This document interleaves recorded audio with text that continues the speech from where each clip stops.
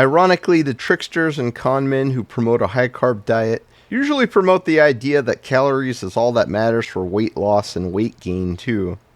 Which is puzzling because people on a low-carb diet end up eating far less calories on average. Fewer. What? Sorry, I meant to say far fewer calories.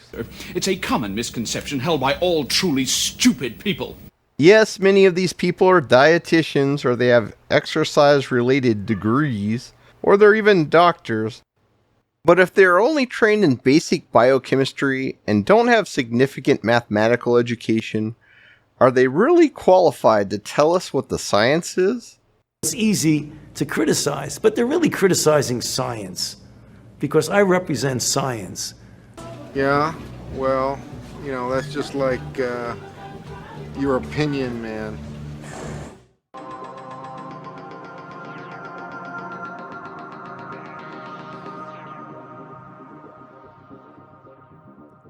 Since a few people made smart comments because I posted an animal study, I thought I'd address that really quick. Animal studies usually don't work out for medications and herbs, especially when we don't even know the mechanisms behind them. Animals don't always have the same brain receptors as humans, and their liver and kidneys are very poor compared to humans, and they filter out substances differently, so many times effects just don't carry over to humans because we filter those things out, or they cause harm in humans because we don't filter them out. For effects that happen on a cellular level in cellular metabolism, such as what taurine and glycine does protecting the mitochondria, or what taurine does with being vital for protein folding in the body and needed for all protein construction, you'll get the same effect even in a single cell animal as you do in a human. These universal effects are also the ones most likely to show real benefits in the body, and that is why we get such striking longevity increases in animal studies from these kinds of interventions. There's also plenty of human research on taurine, but we can't ruin someone's heart just to see how well taurine fixes these problems, for example. We can do that with a hamster, which sounds cruel but can provide us with very important information. For this kind of situation, we know it has the exact same effect in humans, just not the size of the effect.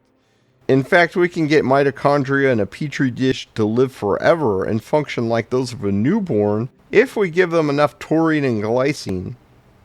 We can only get so much of these compounds into the body in practice, but when it comes to taurine and glycine, it does seem to be a case that the more you have, the better it is for you. I take 6 grams of each every day, and some researchers suggest up to 20 grams a day for glycine or even more. I wouldn't take more than 6 grams a day of taurine just because there's no studies really going much beyond that, but you'd probably get some more benefits that way if you did. And even if you're just taking 3 grams a day, that's probably going to get you most of the benefits. Unfortunately, I get concerted harassment and botting on this channel, or I get half a dozen people suddenly saying many of the same crazy things. Recently, I've gotten tons of people saying that the taurine at bulk supplements had silicone dioxide in it. I took the first couple of people very seriously and looked into this to see if that was true, and I thought they were just mistaking the silicone gel packets for silicone dioxide. There are silicone gel packs in the packaging to keep it dry, but there's no silicone dioxide. Right on my packaging it says other ingredients, none. In fact, it says that on all my packaging for all my bulk supplement powders, and that's what it says on the website too. Silicone dioxide is nothing to worry about anyway, it's just an anti-caking agent, and people actually take it as a supplement for gut health in the form of diatomic silicone, and that's the same source that they're going to get it for this kind of use anyway. I think this has to be competitor to bulk supplements or another wacko who has a channel and hates me and is running bots. And it's obvious that's what's going on because it'll be all of a sudden half a dozen people saying the same thing either in the comments that I leave on other channels or else on my channel. And it's cycles like this week it's that and this next week it's going to be something else and it's only something stupid. Someone also claimed that their bilberry has maltodextrin in it, and that's also untrue. It could be Amazon has old packaging or simply that's a fake, because in this case I did find on Amazon, they say there's maltodextrin, and that's more and more common from Amazon storefront. But regardless, don't buy it off Amazon, they're an awful company. There's affiliate links to bulk supplements if you want to get it that way, but wherever you get it, you should always buy it directly from a reputable supplement company or from a local health food store, not from some mega corporation. When you get supplements, usually there's all sorts of fillers, and this bulks out the capsules and it preserves the ingredients. And that includes the so-called good brands everyone raves about, and that's one of the main reasons I like getting powders. When you get powders, you don't have all this garbage. People get comically concerned about the purity of their supplements, but they don't realize that rice powder filler that they have in these special brands is containing arsenic in the 100 to 300 parts per billion range. And the plant-based foods that you eat are just as bad, and you're going to have them in much greater quantities than in supplements. Wheat also has quite a bit of arsenic. It's just not nearly as much as rice. And even at tiny levels, arsenic causes huge issues with liver damage and cancer, so you really want to avoid all grains if you can. It also destroys the body's ability to clean up reactive oxygen species, and that makes it one of the worst things you can put in your body. Even levels of 10 to 15 parts per billion of arsenic in tap water has been linked to dramatically raised cancer levels in the affected areas. Taurine, by contrast, has the opposite effect on reactive oxygen species, so does glycine. But if you want your heart, which is likely damaged from safe and defective treatments, to continue burning glucose due to mitochondrial damage until you inevitably die, then by all means feel free. If someone said it's safe on television, then that has to be true. I don't watch television. I don't even own a television. Notice I didn't say TV. TV is a nickname, and nicknames are for friends, and television is no friend of mine. A lot of diet influencers will claim that a high-carb diet accelerates the metabolism, especially vegans, obviously. They point to elevated thyroid levels and equate this with a higher metabolism. This is untrue on a lot of levels, but ultimately you simply burn fewer calories on a high-carb diet. A low-carb diet burns as much as 17% more calories, and fat burning is very good for your mitochondria, especially when you burn stearic acid, and this is what controls how much ATP you produce in the body. You create at least 66% more reactive oxygen species and acidity when you burn carbohydrates in the mitochondria, which is a much less efficient process than fat burning, and produces much less ATP than can be used for the cleanup phase of energy metabolism. These reactive oxygen species can then combine with linoleic acid to form malondialdehyde, which is extremely damaging to mitochondrial DNA. So carb burning actually reduces energy production in the body, not just in the short term, but in the long term by destroying your mitochondria. Some carnivore influencers have said that a high metabolism is bad, but thyroid does not increase the metabolism. The increase in thyroid hormone is actually a response to lack of ability to create energy in the body, that is, due to low metabolism. So it's a response to your low metabolism, not a sign of a high metabolism. It may sound like a good thing, but thyroid hormone is the most damaging hormone in the body when it comes to muscle loss. It's also nothing to do with your metabolic rate, which is determined by mitochondrial function. In fact, it harms it by destroying lean tissue, much like cortisol does. You may get a temporary boost in energy production from thyroid hormone and cortisol, but they can be highly destructive to your metabolism in the long term. People are terrified of cortisol, but when you are fasting or otherwise in a ketogenic state, it helps you to burn fat, and the only problem is when it's high all the time while insulin is also high. Little do they know that thyroid hormone is many times more destructive than cortisol, and most of the diet influencers out there are advising people to maximize it in order to try and burn fat. A researcher named Kevin Hall disputed data showing a low-carb diet led to burning more calories for a long time, based on his own 1-week-long studies funded by the food industry. Eventually, even he had to admit, in time frames of more than a week, the body simply burns more total calories than when on a low-carb diet. To me, making over a dozen studies of 1 week in time frame is tantamount to fraud. Keep in mind, when an industry-funded study doesn't get the results they want, they simply sweep it under the rug. This allows them to create studies designed to get the result they want and to cherry-pick only the best results to publish. They also hire third parties to do these studies, and the ones who don't get the results they want simply don't get more work. Obviously, this whole system is designed for promoting marketing material, not discovering real information. There have also been some questionable crossover studies that seem designed to make it appear as though plant-based diets were better than low-carb diets, where the crossover would basically give the benefits of the low-carb diet to the plant-based diet. It's easy to cook up a short-term study, especially in diet, that is going to give misleading results, especially in controlled conditions. But in the real world, where people can eat what they want, or in long-term studies, it's going to be another story. 10 to 17% more calories burned from a low-carb diet is amazing, but the real benefits are probably in the very long term due to having more functional mitochondria and more total mitochondria. Unfortunately, this kind of study is very expensive and therefore very rare, but if you look at some of the low-carb influencers, you can see the results for yourself. Fat burning is great and makes one question the value of counting calories, but what's most striking is that people on a low-carb diet simply eat less food, about 10 to 20% fewer calories compared to the so-called balanced diet.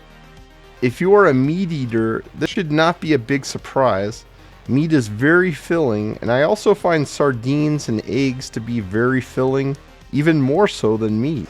Because what happens on a ketogenic diet is both parts of that equation, how much you're putting in and how much you're burning, are enhanced.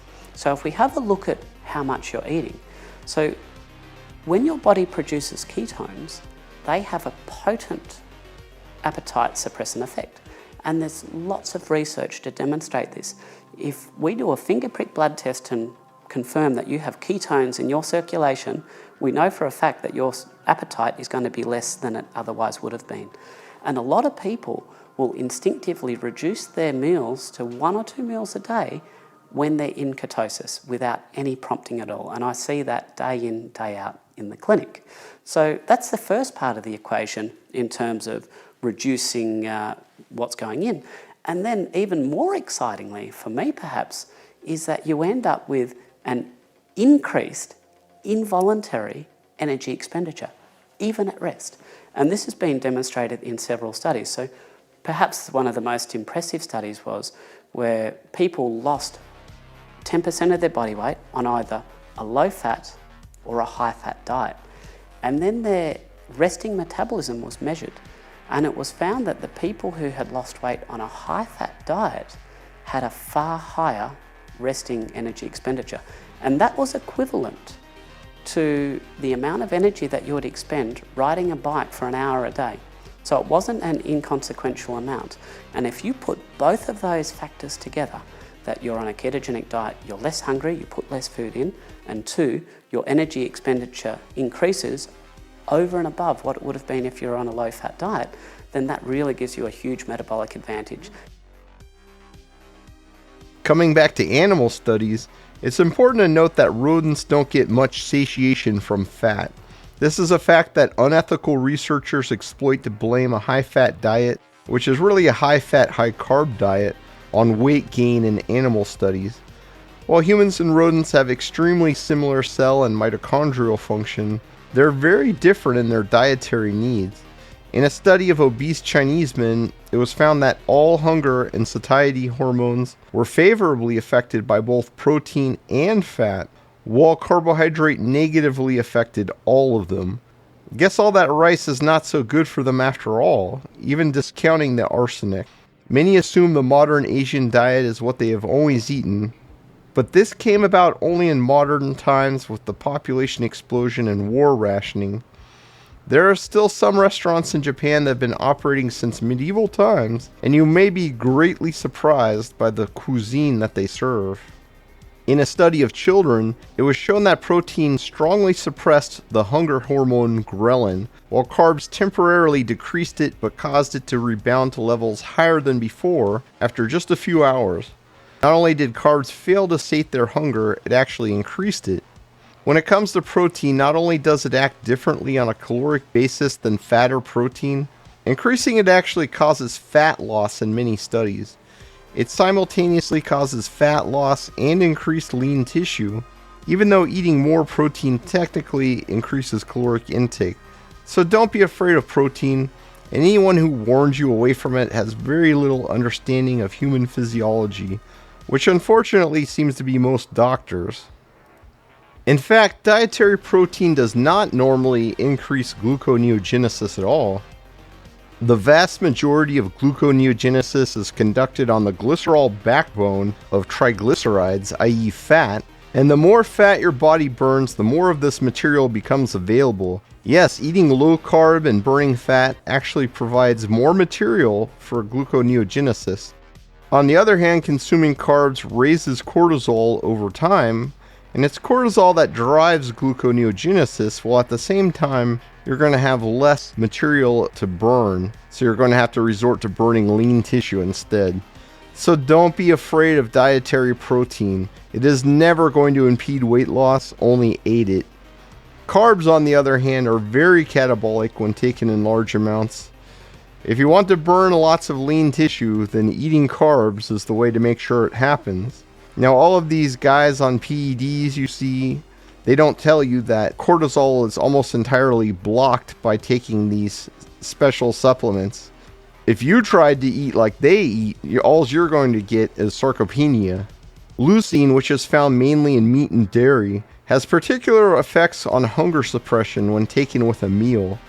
I take leucine with my post-workout meals, and I've noticed a strong hunger suppression effect, and this is borne out in experimental data. Leucine is also what triggers protein synthesis, especially muscle protein synthesis. So this is going to boost the effect of whatever protein you do have in the body. It's not just the protein amount that counts, but the protein quality. And the plant proteins like soy and pea just do much less to suppress hunger or to build muscle. Of course, supplementing leucine can boost the effectiveness of these proteins, but you're better off just eating animal proteins in the first place, and if you want even more, you can add in some leucine. This is especially useful for the elderly because they might have trouble getting in enough protein. And this is going to boost both muscle building and hunger suppression. Many fitness channels promote whey protein as a panacea for fitness and for dieting, but in reality, leucine will help much more for both preserving lean muscle mass while losing weight and for gaining muscle.